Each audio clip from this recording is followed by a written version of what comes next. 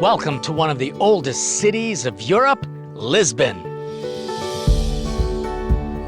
The city of Lisbon has a unique history, one that was originally Christian because it was part of the Roman Empire. But in the 700s, the Muslims took over in a siege, and they were under the Moor control until the 12th century, when Christendom finally reconquered the city of Lisbon and allowed the Catholic faith to flourish, giving rise to not only beautiful churches, but one of the church's greatest saints, Saint Anthony of Padua, but he was actually born in Lisbon.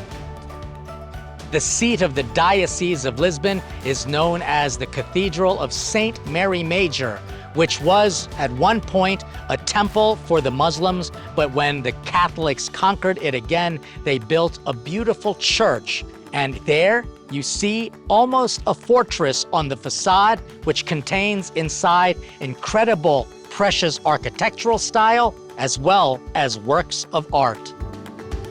With the many side chapels around the main altar, you will actually also see the baptism spot of Saint Anthony of Padua, as well as a relic. And why? Because right across the street from the cathedral, you'll actually see the birthplace of Saint Anthony of Padua, now known as Saint Anthony's Church.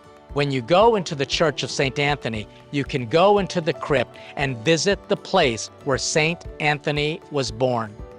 And as you travel through the city itself, you'll experience beautiful landscapes, incredible vistas, but nothing better contains the history of a city than the faith and the churches, including a 16th century church created by the Jesuits and the only church to survive the earthquake in the 17th century.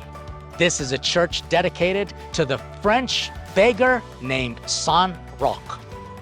Saint Roch is an inspiration for many of us because even though he grew up wealthy, he gave to the poor. While he was banished from many cities and left to beg for bread, a dog would often come and bring food to this holy man. This is a reminder for all of us who are pilgrims that we have to pack light on our journey to heaven, and we have to practice charity, and the best way to do that is to be inspired by the faith and the churches and the history of incredible Catholic cities like Lisbon, a place where you can continue to keep savoring your faith.